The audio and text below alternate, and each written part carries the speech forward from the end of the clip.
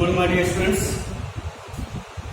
Today I am going to describe the second chapter of Flamingo, Lost Spring. I had described this chapter during the lockdown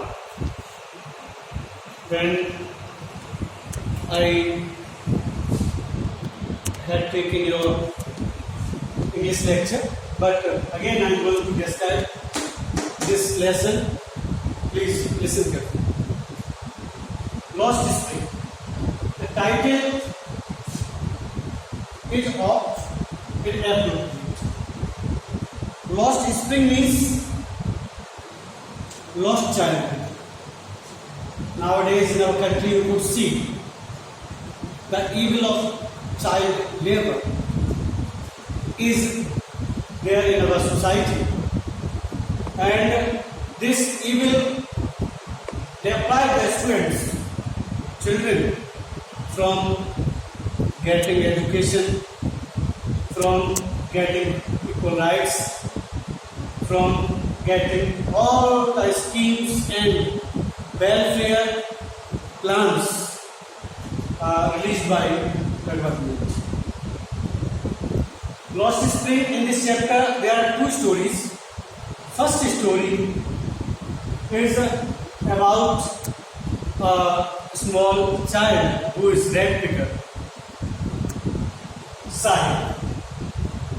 Sahib, actually his family belongs to Simapur, the peripheral area of Delhi. Basically, his family, not only his family, but the people who live there in Simapuri, they migrated from Dhaka, Bangladesh. In Dhaka, Bangladesh, their houses, their fields were swept away by the storms and floods. There was the question of survival. They were starving there.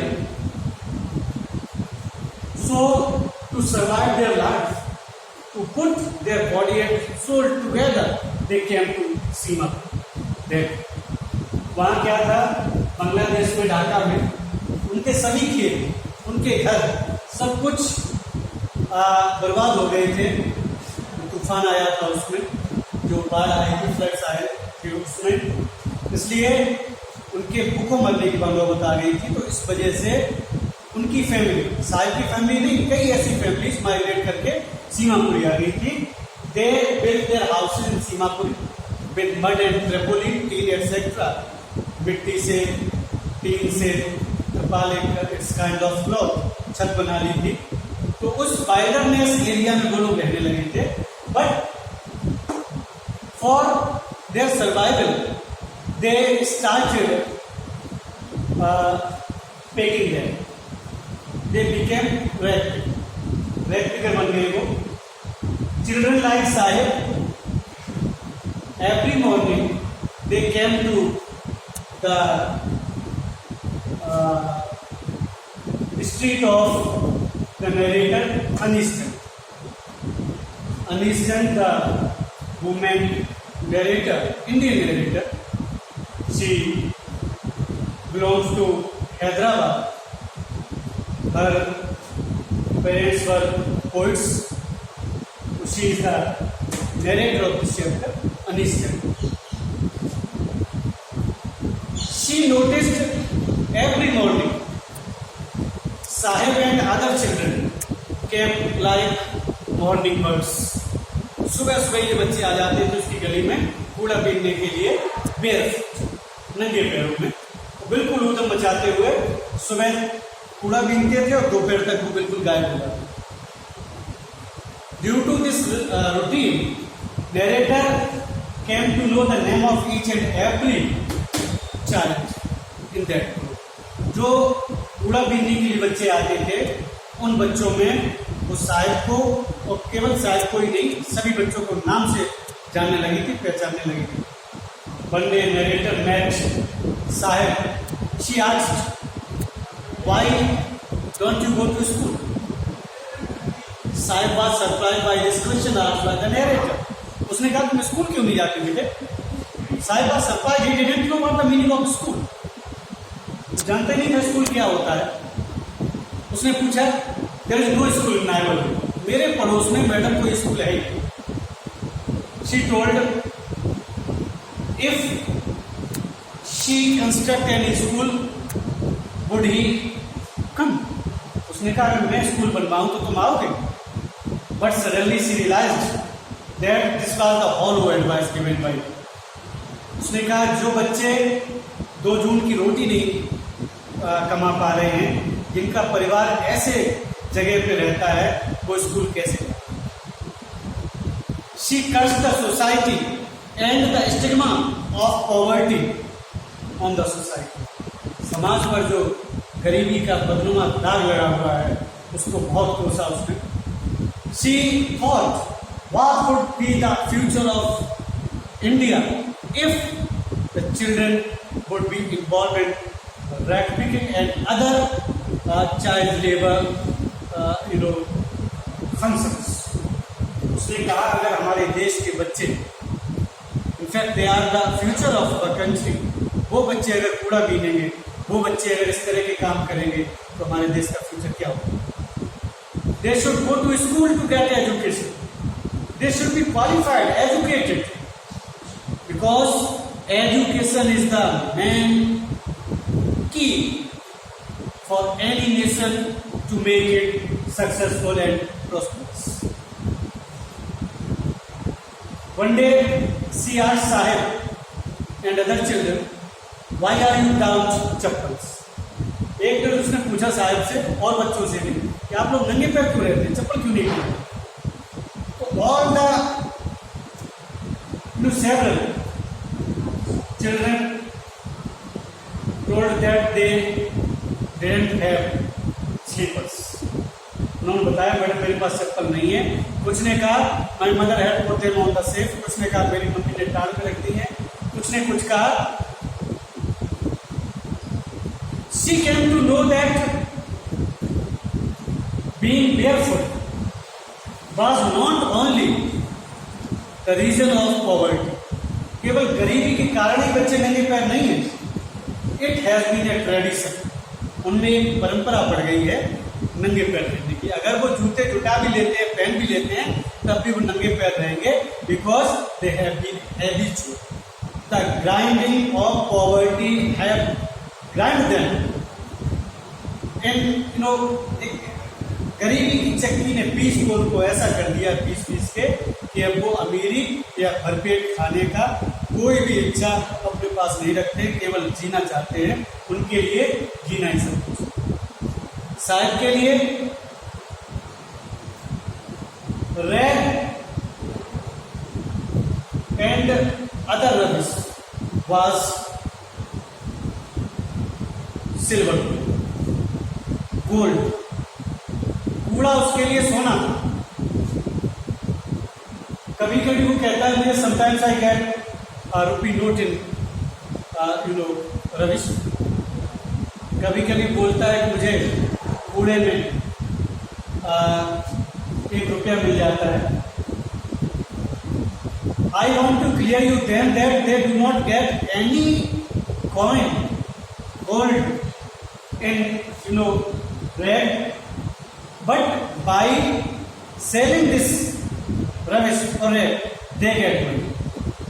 जो ये कूड़ा बीनते हैं उसको फिर बेचते हैं, उसके बाद जो उनको पैसा मिल जाता है वो उनके लिए सोने से कम नहीं होता है. कूड़ा क्या हुआ उनके लिए सोना, because they can't survive their life without.